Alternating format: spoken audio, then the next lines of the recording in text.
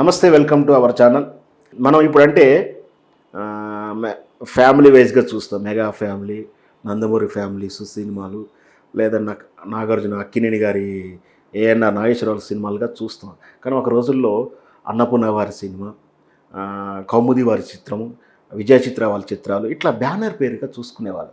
అంటే ఒక banner cinema వస్తుందంటే ఆ బ్యానర్కు ఆస్థాన నటీనటులు వాళ్ళు మ్యాక్సిమం వాళ్ళు ఉండడానికి ఎక్కువ అవకాశాలు ఉన్నాయి.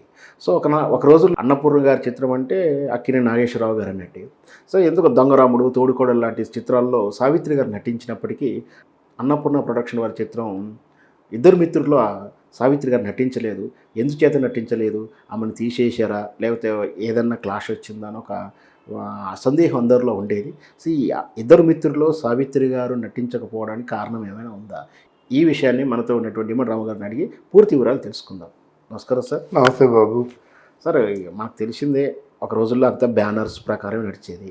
అన్నపూర్ణ పిక్చర్స్ వారి అంటే చాలు కాంబినేషన్స్, మల్టీ స్టార్ అయిన కాంబినేషన్స్.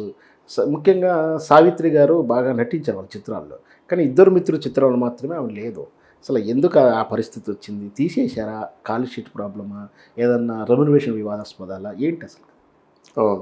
ఇక్కడ చాలామంది పెద్దలు తెలుసు, ఇండస్ట్రీలో కొంత నాగేశ్వరరావు గారు, రామారావు గారి కంటే ఆలస్యంగా వచ్చినప్పటికి కూడా అందరికంటే ముందు అద్భుతమైన పేరు తెచ్చుకున్న మహానటి ఎవరంటే సావిత్రి గారు.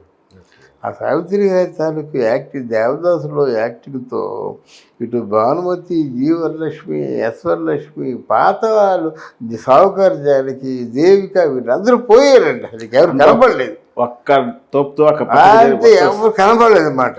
దాంతో ఏం చేశారంటే తెలుగులో ఎన్ని సినిమాలు వచ్చాయో తమిళలో అన్ని సినిమాలు వచ్చాయి. ఇలాగుంది. ఇక్కడ ఇద్దరు మిత్రులు అనే ఒక సినిమాని దుక్కుపాటి బసవరావు గారు తీస్తున్నారు. ఇద్దరు మిత్రులు శరత్ చంద్ చటర్జీ, శరత్ బాబు తాలూకు నవల తారుమారు. ఆ తారుమారే ఇద్దరు మిత్రులు అన్నమాట. అంటే ఇద్దరు వ్యక్తులు ఒకరి స్థానంలోకి ఒకరు వెళ్ళి ఒకరి అనుభవాలని మరొకరు పంచుకుంటూ ఒకరి గొప్పతనాన్ని మరొకరు తెలుసుకొని నిజంగా ఇద్దరు మిత్రులు శాశ్వతంగా ఉండిపోవడం. అక్కడ వాళ్ళ తాలూకు మేనత్ ఎవరైతే ఉన్నారో, నాకు మీ ఇద్దరు సమానమే కమ్మానరా అనండి, మీ ఇద్దరు నా మేనలులే అని చెప్పడంతో కథ ముగుస్తుంది. కానీ ఆదుర్ సుబ్బారావు గారి కథని చాలా అద్భుతంగా నడిపించారండి. చాలా బాగా నడిపించాడు. అది అక్కడ ఏంటంటే మధుసూదనరావు గారు చాలా ప్లాన్డ్. వాళ్ళ తాలూకు సంస్థలు మీకు అంటే మధుసూదనరావు గారు ఎప్పుడు కూడా నవలలు చదవడం, ఆ పాత్రలనేమో నెమరు వేసుకోవడం, ఆ పాత్రలకి సరిగ్గా ఎవరైతే బాగుంటారో వాళ్ళు ఎంపిక చేసుకోవడం ఉండేది. వాళ్ళ సంస్థలో డబ్బులు మాకు ఇవ్వలేదు అని చెప్పడానికి వీల్లేదు. నీకు ఒంట్లో బాగాలేక నువ్వు రాక నువ్వు డబ్బులు తీసుకోపోవాలి, కానీ నువ్వు డబ్బులు తీసుకున్నా తీసుకోకపోయినా నీ పేరు రాసి కవర్లో పెట్టి ఉంటుంది. ఇటు అన్నపూర్ణలో అలాగే అన్నిటి బ్యానర్లో అన్నమాట. ఒకటోసారి ఎగేసరికి నీ తాలూకు కవర్లో నీ డబ్బులు ఉంటాయి. అలా ఉంటుందన్నమాట. అందువల్ల అందరూ కూడా ఆశపడతారు. ఇక్కడ ఏమిటంటే తారుమారు అనేటువంటి కథ మీద ఎవరికీ నమ్మకం లేదు. ఏటో మొట్టమొదటిసారిగా డ్యూయల్ క్యారెక్టర్ తీయడు కదా, ఏమో ఎలా రిసీవ్ చేసుకుంటారో. అప్పటికి అంత పెద్ద కథ కాదు. డబ్బున్నోడు పేదలుగా మారిపోవడం, పేదవాడు డబ్బున్నోడుగా మారిపోవడం, ఇది రిసీవ్ ఈ తారుమారుని ప్రేక్షకులు ఎంతవరకు రిసీవ్ చేసుకుంటారనేటువంటి భయంతో ఈ సినిమాని సాధ్యమైనంత వరకు తక్కువ అమౌంట్లో తీస్తే మనకి పర్వాలేదు, సేఫ్టీగా ఉంటామనే ఆలోచనతో ఉన్నారన్నమాట. సావిత్రి గారు ఎదురు చూస్తున్నారు.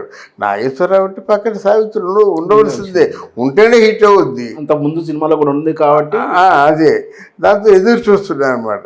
అరే సినిమా స్టార్ట్ అయిపోయింది, నేను లేకుంటారా, నెక్స్ట్ సినిమా పూర్తి అయిపోయిందా అంటే గెస్ట్ క్యారెక్టర్ కూడా ఇవ్వరా, అయిపోయింది సినిమా అయిపోయింది, మా సినిమా రిలీజ్ అయిపోయిందా అయిపోద్దని వాళ్ళు బ్రహ్మాండం గాడేస్తుంది, కాసులు వర్షం కురిపించేస్తుంది.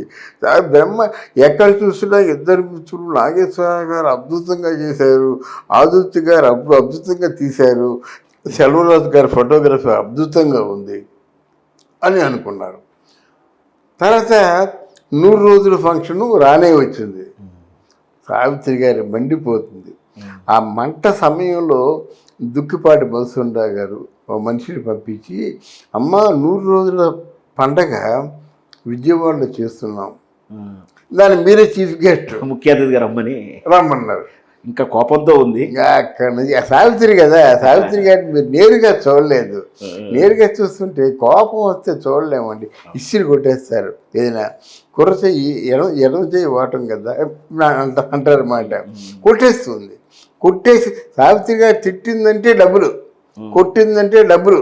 ఎవరైనా పొరపాటును కొట్టింది, జీతం తీసుకున్నారా నువ్వు, లేదా తీసుకో, అది అలా ఉంటుంది అన్నమాట. మనసు అలాంటిది. వెళ్ళిందండి. వెళ్ళి దుక్కిపాటి అంటే సభలో అడిగేసింది, నేను అన్నపూర్ణ స్టూడియోకి నేను ఆయువు పట్టు అని వాళ్ళే అంటారు, మరి ఈ ఆయువు పట్టుని వదిలేసి సినిమా ఎలా చేశారు అని చెప్పేసరికి పాపం దుక్కిపాటి మసం చెప్పాడనమాట. లేదమ్మా, ఇది కేవలం బడ్జెట్లో నేను భరించే శక్తి మాకు లేదు గనక ఇలా చేశాం, కానీ నేను నెగ్లెక్ట్ చేయడం కాదు.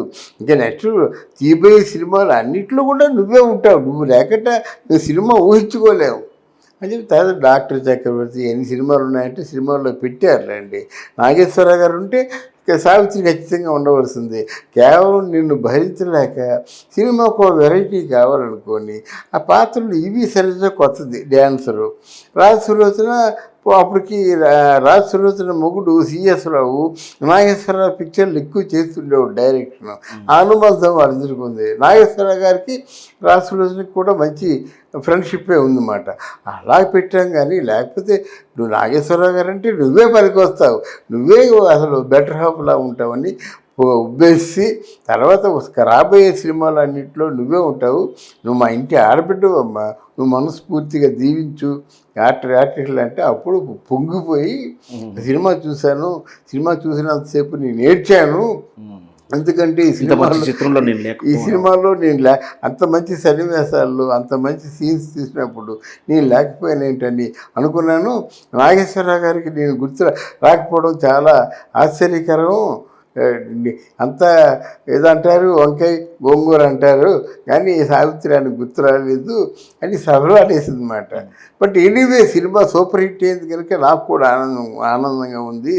లేకపోతే ఏమంటారు, నేనేదో అంటే ఉసురుమంటున్నాను, అక్కస్తో ఏదో శాపనార్థాలు పెట్టి అనుకుంటారు కదా, నా మనసు అక్కసపడే మనసు కాదు. కాదంటే నేను సినిమాలో లేనే బాధపడ్డాను తప్ప నేనేమి శపించను అని చెప్పి అంటే మాట్లాడింది, మనసులో ఉన్న మాటలన్నీ మాట్లాడింది. అది థ్యాంక్ యూ మచ్.